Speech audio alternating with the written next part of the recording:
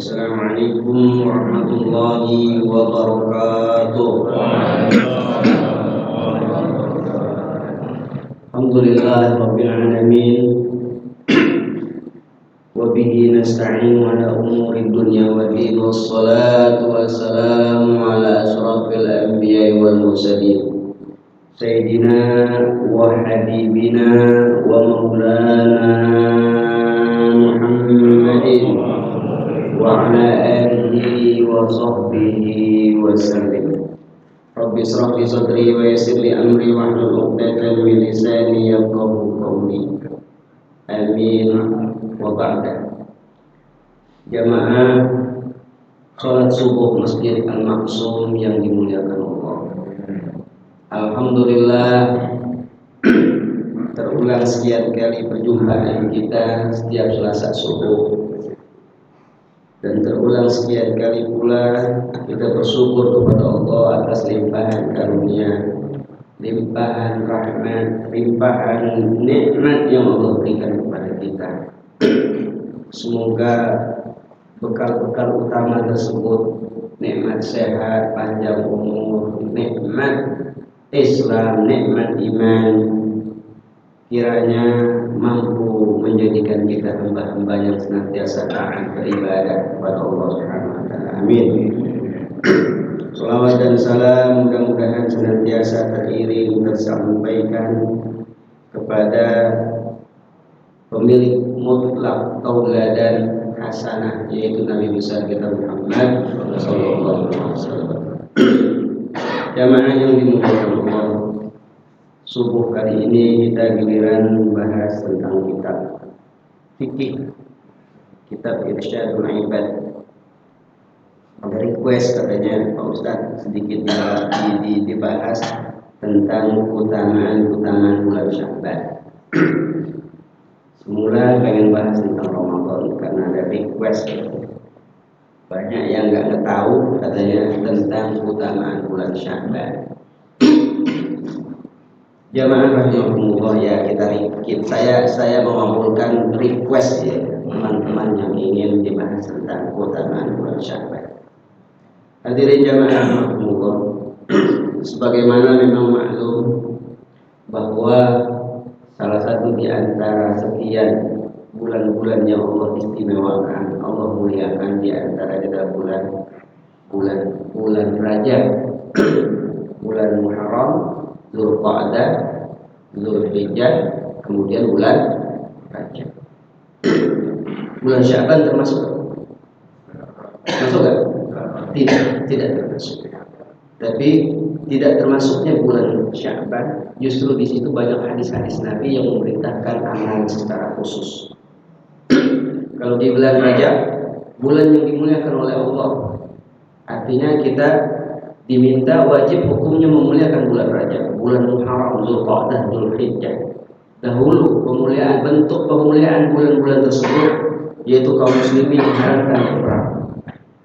Tapi kemudian setelah Rasulullah selesai perang Ba'dah Futuh Mekah, setelah Mekah berhasil dikuasai, maka kaum muslimin seperti kita sekarang cara memuliakan bulan-bulan mulia tersebut dengan beramal soleh. Nabi tidak pernah mengkhususkan puasa Rajab, tapi puasa Rajab dibolehkan karena ada hadis secara umum bahwasanya Rasulullah SAW menganjurkan kita untuk beramal soleh di bulan-bulan yang dimuliakan Allah tersebut. Ulama sepakat beramal soleh di bulan yang dimuliakan dilipat gandakan amalnya. Berbuat maksiat di bulan yang dimuliakan maka dilipat gandakan juga perbuatan dosanya. Adapun di bulan Sya'ban salah satu di antara di luar 4 bulan yang Allah muliakan. Tapi bulan ini diapit oleh 2 bulan. Yang pertama bulan mulia Ramadan, yang kedua bulan Rajab yang Allah muliakan. Diapit oleh 2 bulan itu. Makanya Nabi mengatakan bahwasanya diapitnya 2 bulan tersebut berarti bulan Sya'ban itu masuk dalam kategori bulan yang mulia juga. Sekalipun tidak secara khusus Rasulullah menyebutkannya, ulama mengatakan.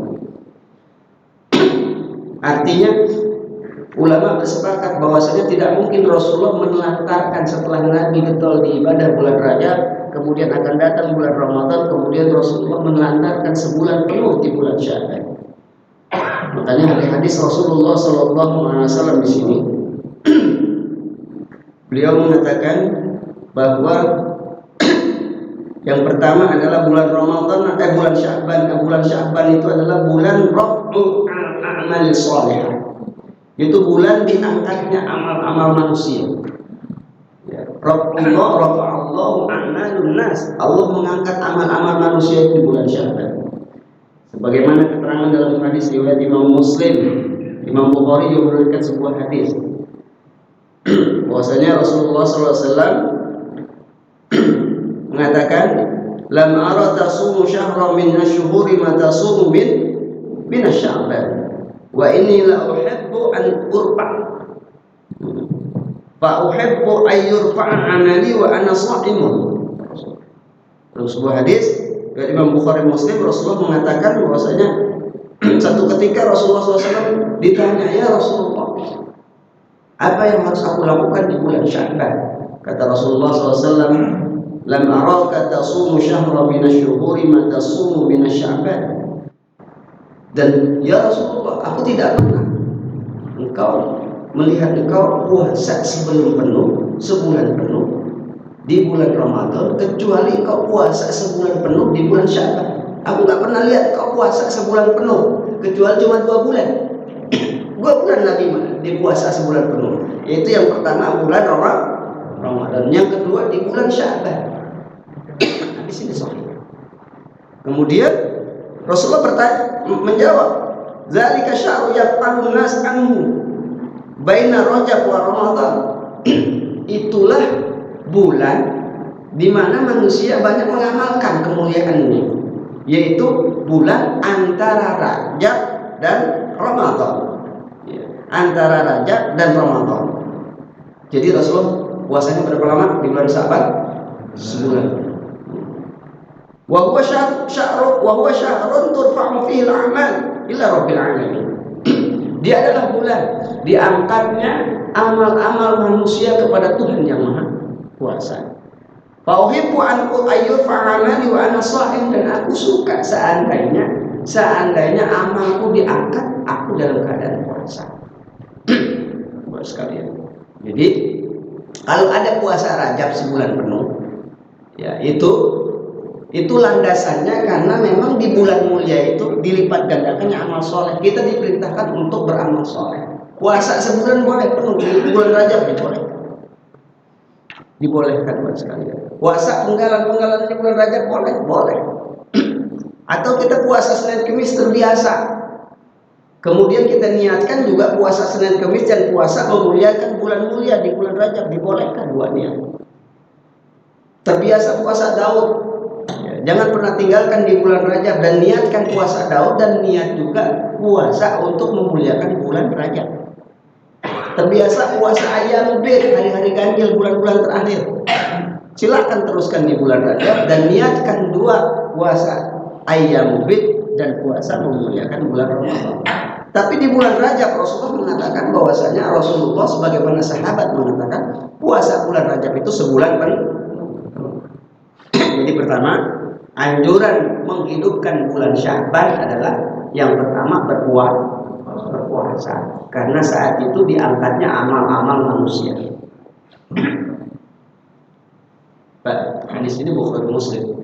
Kita lagi maksiat. Saat di bulan-bulan Sya'ban itu diangkat amal manusia. Sedang maksiat. Kira-kira bagaimana? Ya, makanya Rajab dan Sya'ban itu tinggalin semua perbuatan-perbuatan yang tidak berguna, perbuatan maksiat, lebih perbuatan maksiat. Karena 2 bulan itu adalah bulan Allah intens mengangkat amal-amal manusia. Itu yang pertama. Kemudian yang kedua, ya, tadi puasa. Yang kedua bahwa Sya'ban itu adalah bulan Rasulullah senang berpuasa. Tadi hadis itu saya bacakan. Kemudian yang ada hadis lain Rasulullah SAW bersabda, "Ma ra'aitu Rasulullah SAW istakmala siyama syahri qat illa Ramadan. Wa ma ra'aituhu fi syahri aktsar minhu siyaman illa fi Sya'ban." Rasulullah SAW. Hadis ini riwayat Imam Bukhari Muslim juga. Ma ra'aitu Rasulullah SAW dari Abu Hurairah. Ya.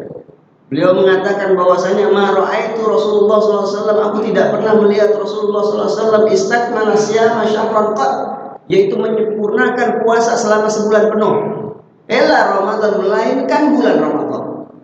Wa ma ra'aituhu fi syahri aksar minhu, dan aku juga tidak pernah melihat Rasulullah puasa ya, sebanyak bulan suci Ramadan, yaitu illa fi Sya'ban, kecuali di bulan Sya'ban. Jadi bulan Sya'ban boleh berpuasa sejak 1 Sya'ban sampai akhir Sya'ban. Itu 2 hadis pada Muslim. Kemudian sekalian, yang kedua keutamaan bulan Sya'ban adalah bahwa bulan Sya'ban itu adalah ya at-taqaddumu fi syahri qabla Ramadan, bulan pendahulu sebelum Ramadan. Ya, taqaddum qabla Ramadan, bulan sebagai pendahulu sebelum bulan Ramadan. Hakikatnya kita akan memasuki bulan sesungguhnya, yaitu bulan Ramadan, yang mana di dalamnya itu amat sangat luar biasa perhitungan Allah terhadap orang yang berpuasa. Ya, kalau di bulan Sya'ban kita puasa, maka nilainya sunnah atau wajib? Sunnah. Tapi di bulan Ramadan kita berpuasa, nilainya wajib atau sunnah? Wajib. Nilainya wajib. Bahkan dosanya nggak ketulungan kalau kita nggak puasa tanpa sabar. Ya, nggak ketulungan Pak sekalian. Artinya apa?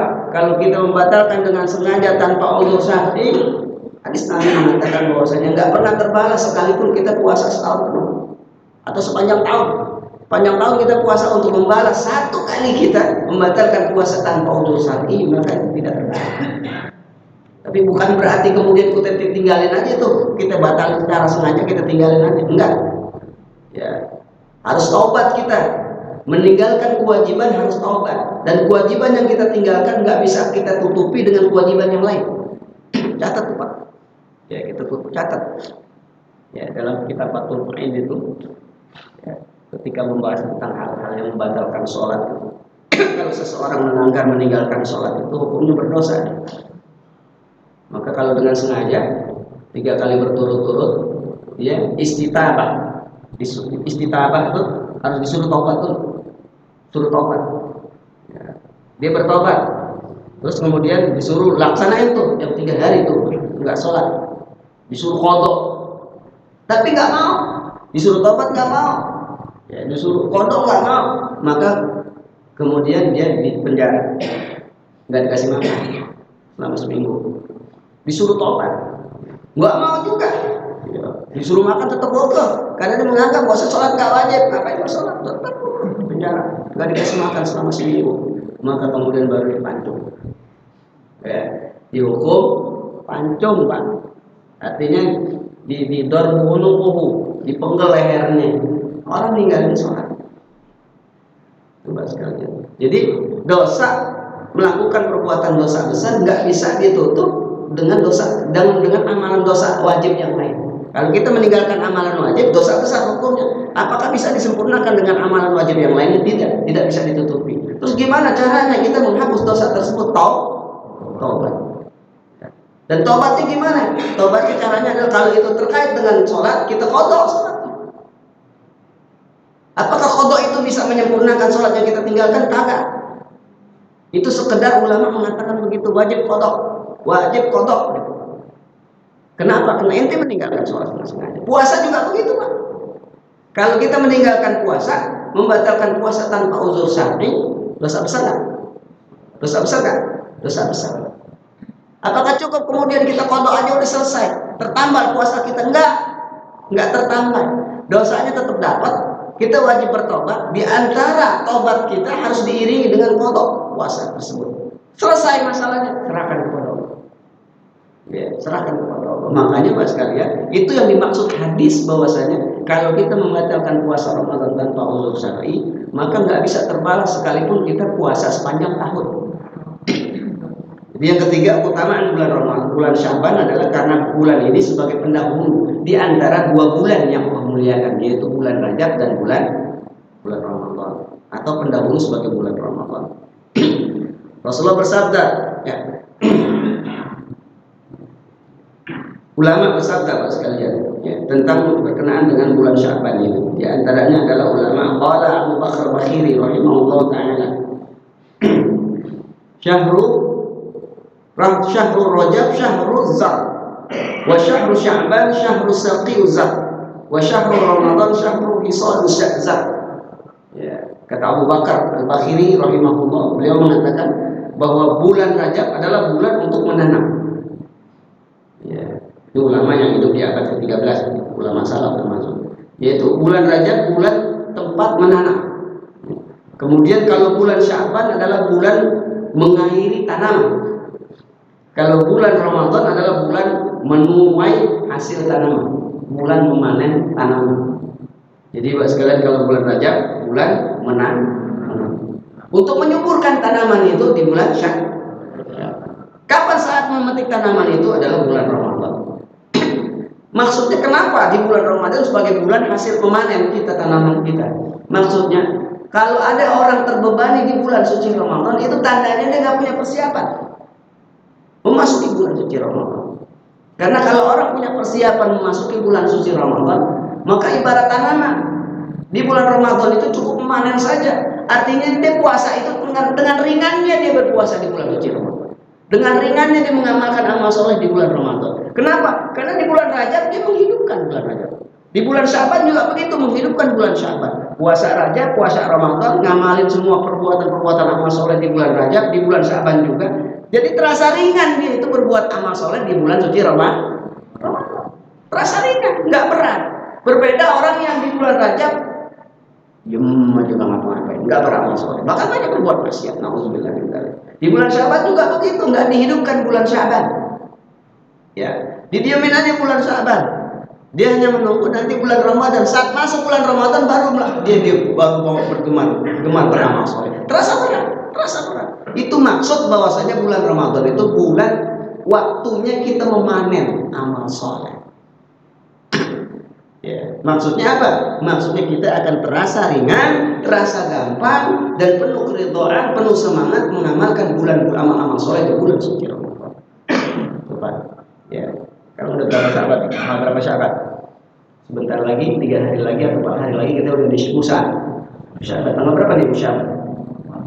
Ya, tanggal 24 ya, tanggal 24 kita bulan Musya. Belum ketinggalan. Ya Pak Ustaz, saya dari pertama belum puasa, kemudian nanti aja pertengahan sampai terakhir, silakan. Pak Ustaz seminggu aja ngambil, ya silakan. Pak Ustaz udah biasa Senin Kamis aja, ya silakan juga. Tapi sangat dianjurkan kalau kita puasa sebulan penuh di bulan Sya'ban. Kemudian yang keempat, bahwa keutamaan bulan Sya'ban adalah bulan syahrun musara'atun fi qiraatil Quran, yaitu bulan di mana kita diberi peluang untuk bersegera membaca Al-Quran. Bulan para orang-orang soleh dulu getol baca Al-Quran. Sama dong dengan Ramadan, memang sama. Ini sebagaimana dikatakan dalam sebuah makalah syair orang-orang terdahulu. Syair itu usianya lebih tua dari Al-Quran. Ada suci Al-Quran itu terjemahan secara bahasanya itu diambil dari bagaimana syair itu diterjemahkan. Karena syair itu adalah lebih tua dari Al-Quran. Makanya banyak orang memakai syair dalam hal menerjemahkan Al-Quran atau menerjemahkan agama pakai syair. Nah, ada seorang penyair mengatakan bahwasanya Syahrul Sya'ban Syahrul Qura. Jadi Syahrul Sya'ban Syahrul Qura. Bulan Sya'ban itu adalah bulannya Qura. Bulannya orang itu baca Quran. Ya Allah ya Rabbi. Pak. Kalau kita di bulan Rajab, di bulan Sya'ban itu udah mulai belajar, mulai beradaptasi bagaimana menghatamkan Quran sebulan penuh di bulan Rajab. Nggak nyampe sebulan penuh. Di bulan Sya'ban berusaha agar kita menghatamkan Quran sebulan hatam sekali di bulan Sya'ban. Nyampe atau nggak nyampe, kurang sedikit. Di bulan Ramadan kita niat menghatamkan, pasti hatam. Tapi kalau ujuk-ujuk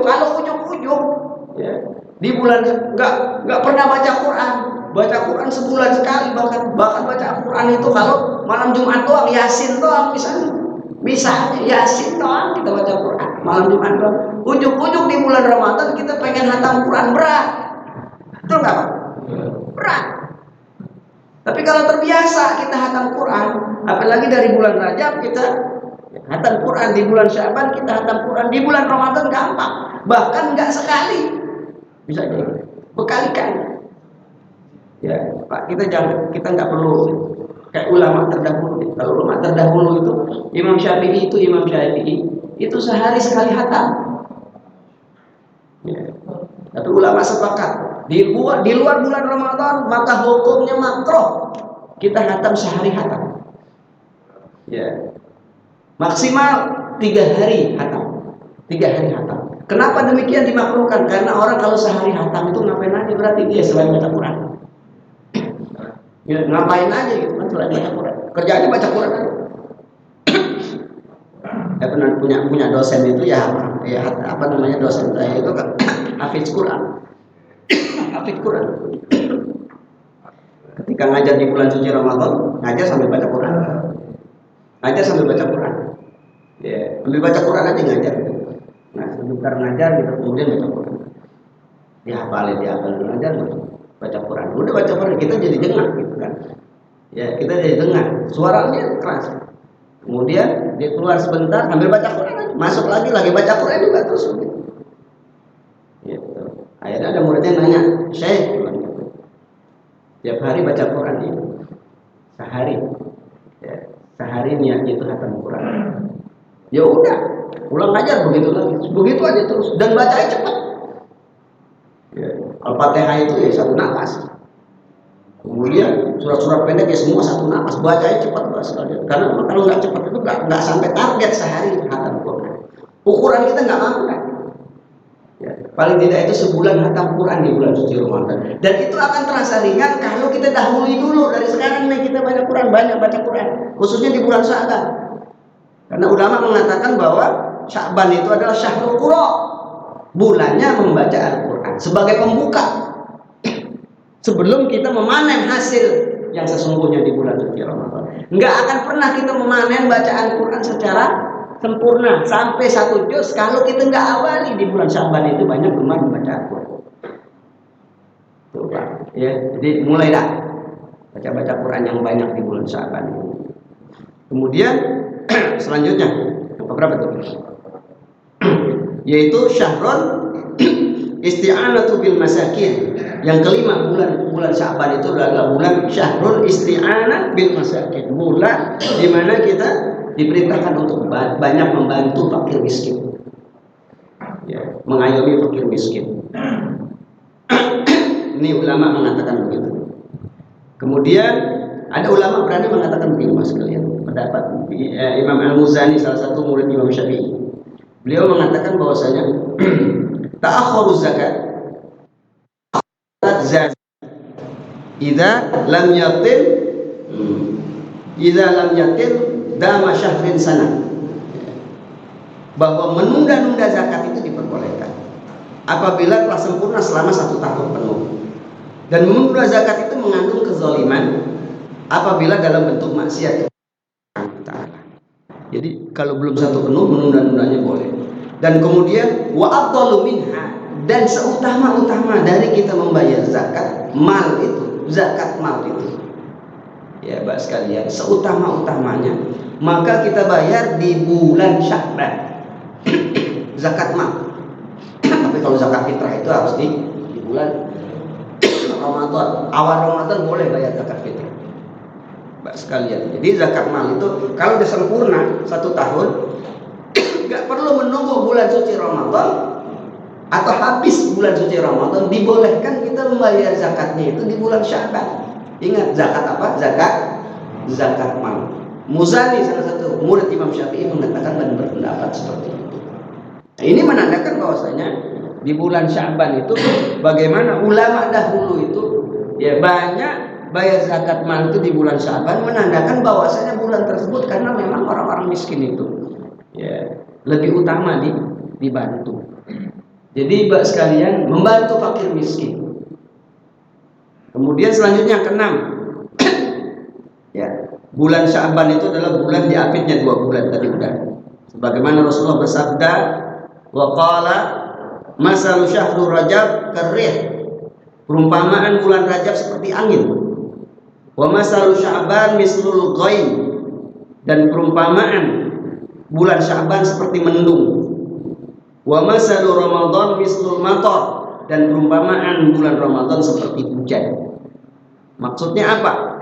Bulan Rajab seperti angin. Maksudnya bulan Rajab itu bulan seperti angin. Angin itu cepat, punya karakter cepat.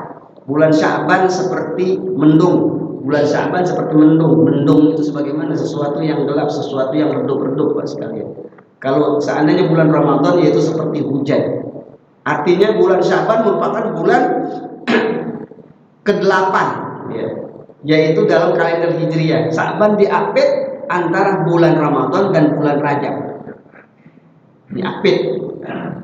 Itu gambaran aja Pak sekalian. Nah, diapitnya kemudian ada ulama Syamsul Ramadan mengatakan bahwasanya diapitnya bulan Sya'ban dan bulan Ramadan dan bulan Rajab. Bulan Rajab dimuliakan, bulan Rajab, bulan Ramadan asahibus syuhur. Diapitnya bulan Sya'ban itu menandakan bahwa bulan Sya'ban itu bulan mendung, bukan bulan kekosongan. Artinya nggak mungkin. Sehingga banyak hadis Rasulullah mengamalkan amal soleh di situ, menandakan bahwa bulan Sya'ban itu bulan juga yang harus kita muliakan. Bulan mulia juga. Artinya dia ke bawah. Karena bulan itu diapit, maka ke bawah kemuliaan Ramadan dan ke bawah kemuliaan Rajab. Bahkan secara khusus tadi, kalau di bulan Rajab nggak ada khusus, puasa khusus tuh nggak ada. Tapi di bulan Sya'ban Rasulullah puasa sebulan penuh. Coba sekalian. Kemudian yang ketujuh, kemuliaan bulan Ramadan, bulan Sya'ban. Bulan Sya'ban itu memiliki kemuliaan karena di bulan itu Allah pilih, yaitu Allah merubah kiblat.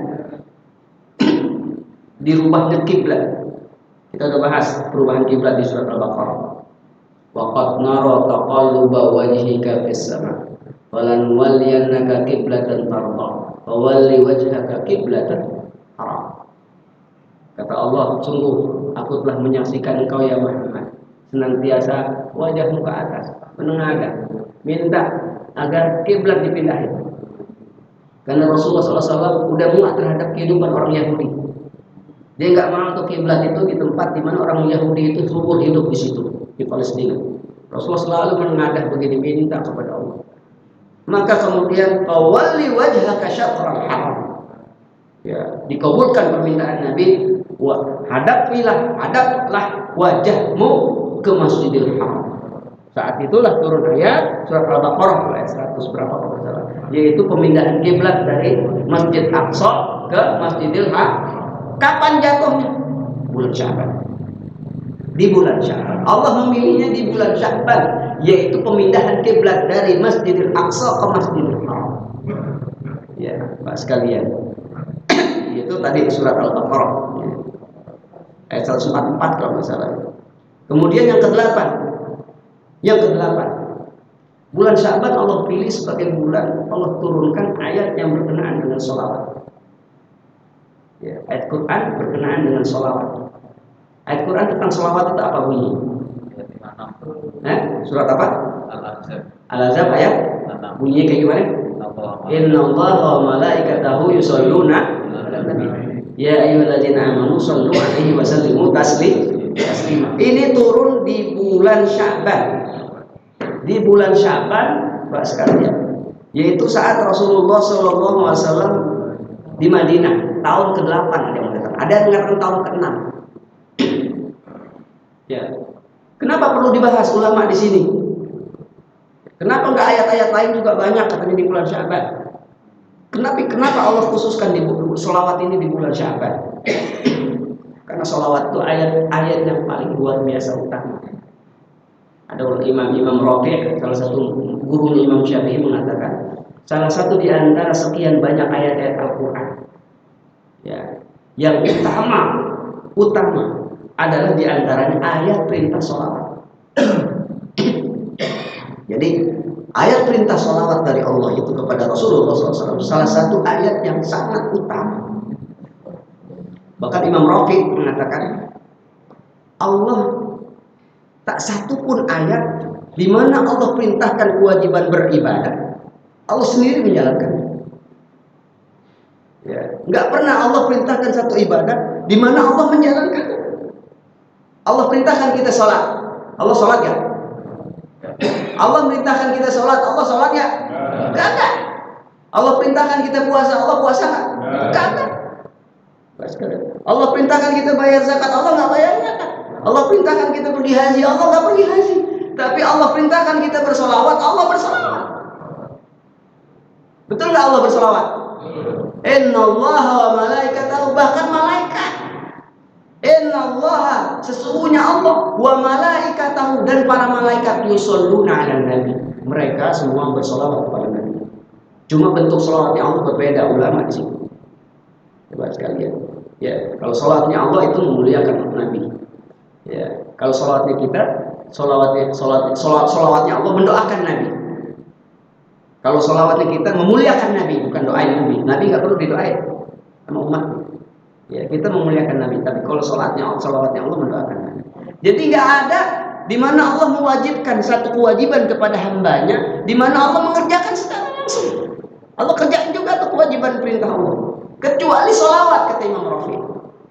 Di mana solawat Allah perintahkan kita, tapi Allah juga mengerjakannya.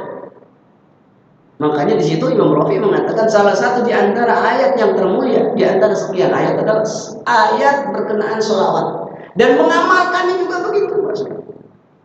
Ya, saya sering mengatakan bahwasanya seseorang itu dia bertobat kepada Allah, cukup dia itu bersolawat saja. Itu ada banyak sejarahnya. Cukup bersolawat. Dia hakikatnya bertobat gitu. Enggak istighfar. Solawat kepada Nabi aja cukup. Solawat kepada Nabi. Ada kerjaannya sahabat Nabi itu solawat aja, solawat. Solawat aja. Ya. Bahkan sekali Imam Ghazali dalam kitabnya Ihya Ulumuddin di bab solawat, dia mengatakan bahwasanya qad ayyaba, maka aib seseorang muslim itu aib. Seseorang muslim itu aib. Seandainya dia dalam hidupnya itu tidak mendawamkan sholawat sehari 100 kali, dia nggak dawamin sholawat sehari 100 kali, maka aib bagi seorang muslim, ya, seorang mukmin. Jadi Pak sekalian, batasan minimal kita itu sholawat sehari adalah 100 kali. 100 kali. Apalagi Pak sekalian kita puasa Ramadan nanti. Ya, coba target tuh sholawat 1000 kali, 2000 kali, 5000 kali. Kalau memang kita termasuk golongan orang yang puasa secara khusus, pasti. Kan Imam Ghazali membagi orang puasa itu 3. Level orang puasa 3. Yang pertama, shaumul 'am. Ya, wa amma shaumu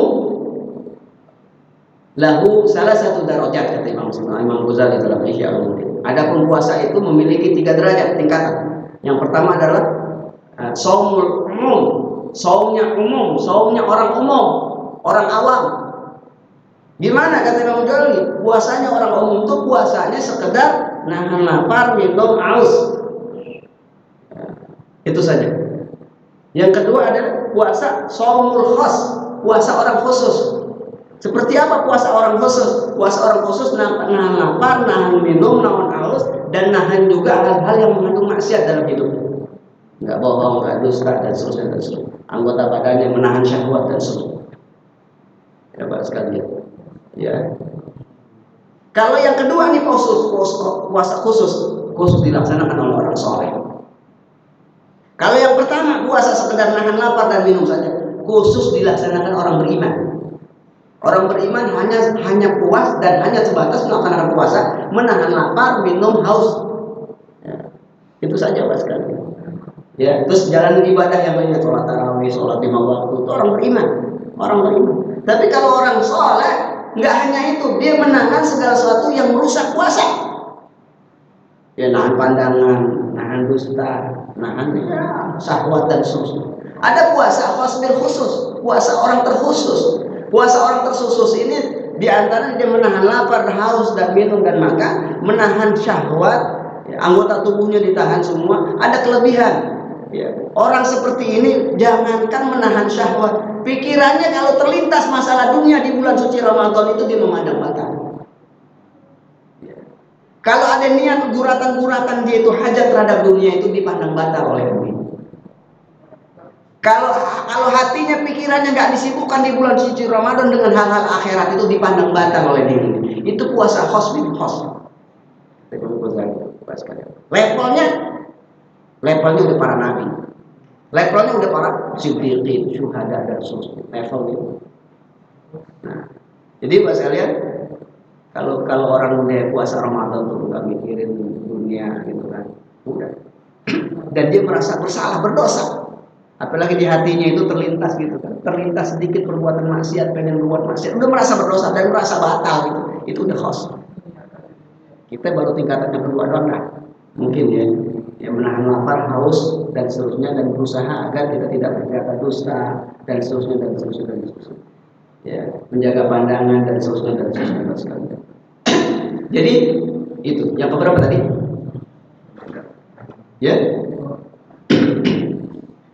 Yang keberapa? Yang ke-8. Ya, kemudian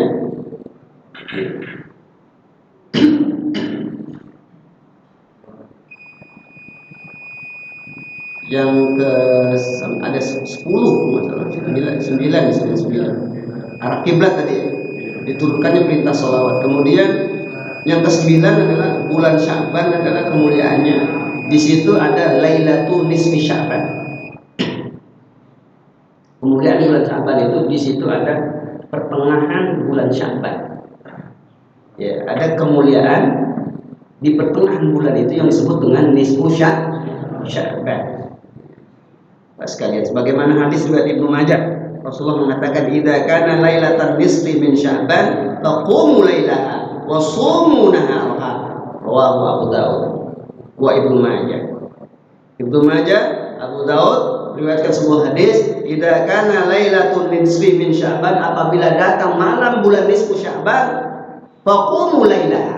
Faqumu lailaha, maka hidupkanlah malamnya. Hidupin malamnya. Ya. Wasumu naharaha, dan puasalah pada siangnya.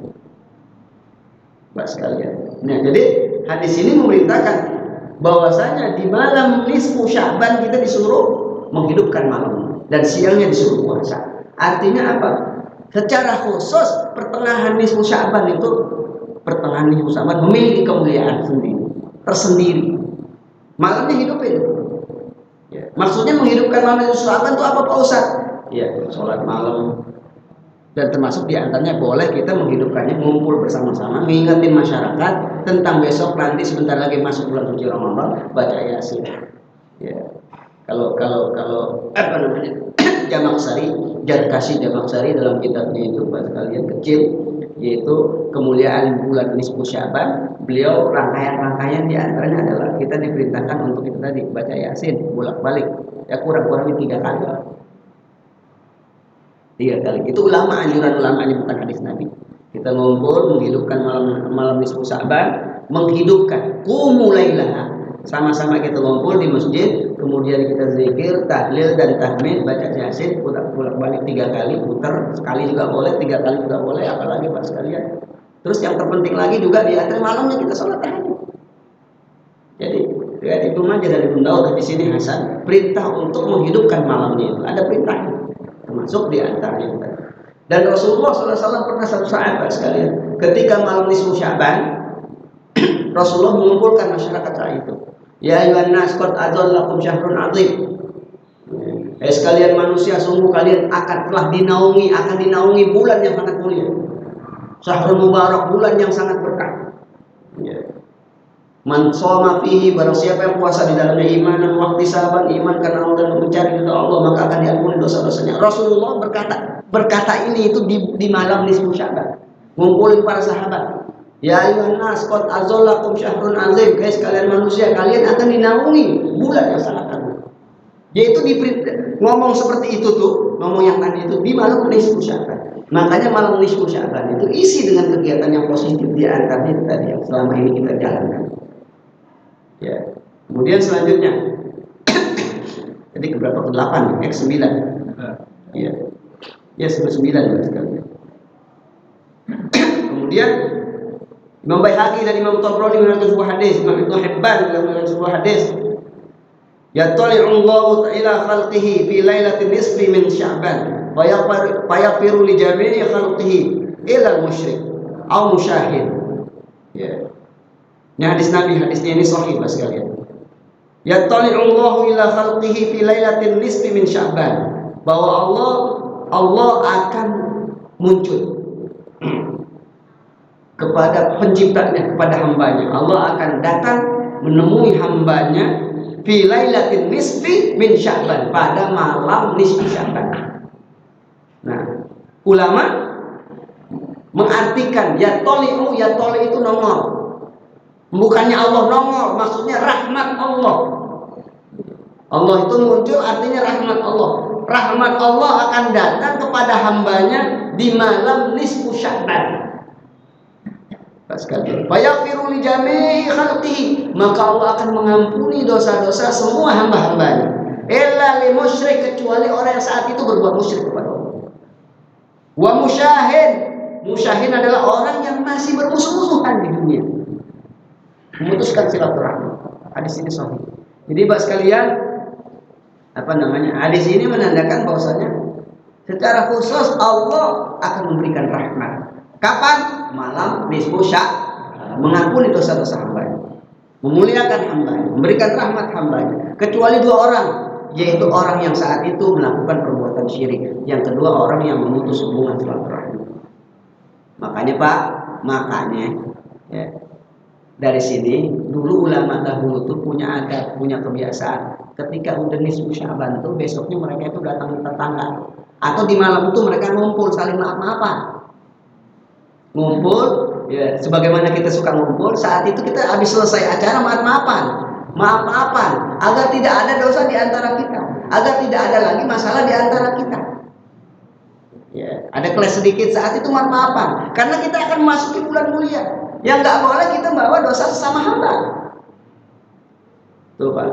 Ya, jadi kalau kita berbuat dosa, perbuatan dosa itu terkait diri kita sendiri di bulan Ramadan, tepatnya Allah ngampuni dosa kita. Tempatnya emang kita punya dosa, terkait dosa kita sendiri sama Allah, itu tempatnya Allah akan mengampuni di bulan suci Ramadan. Tapi kalau kita punya dosa itu terkait dengan orang lain, di bulan suci Ramadan nggak ada penghapusan dosa.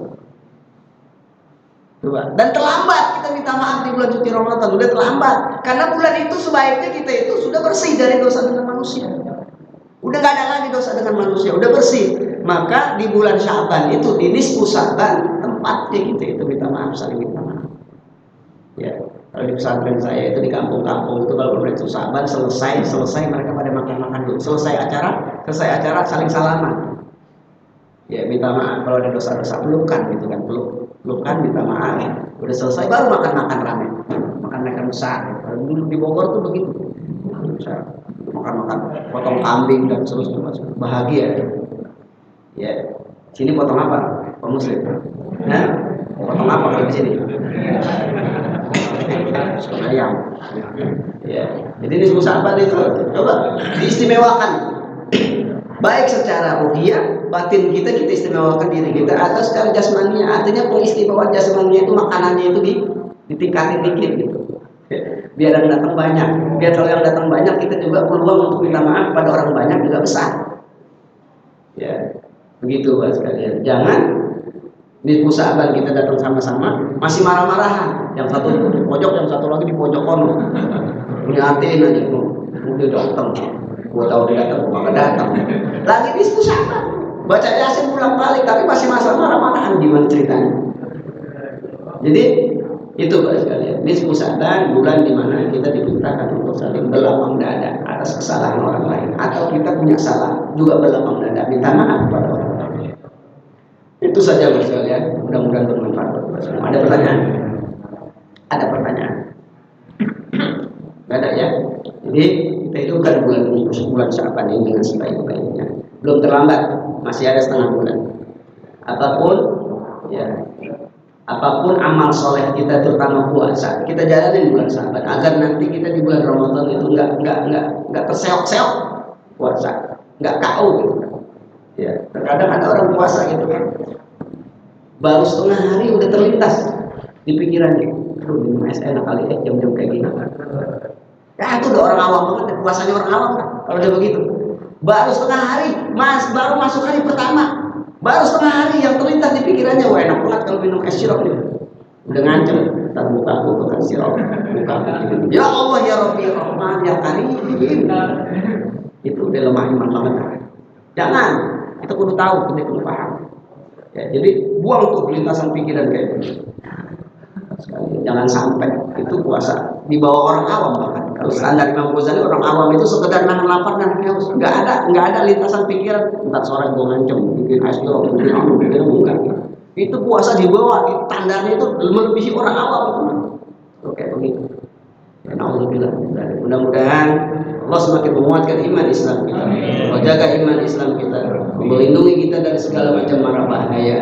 Mudah-mudahan Allah berkahi usia kita, Allah berkahi harta kita, Allah jadikan anak-anak keturunan kita, anak-anak cucu kita, anak-anak kandung kita, anak-anak soleh yang solehah, berbakti pada kedua orang tuanya dan agamanya. Amin amin ya rabbal alamin. Bitilka niyah wa ala hadhihi niyah wa kulli niyatin salihah wa ala hadratin nabiyil mustafa nabiyina Muhammad sallallahu alaihi wasallam. Al-Fatihah.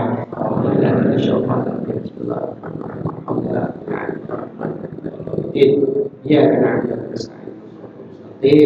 صراط الذين أنعمت عليهم غير المغضوب عليهم ولا الضالين. Sama kita berdoa.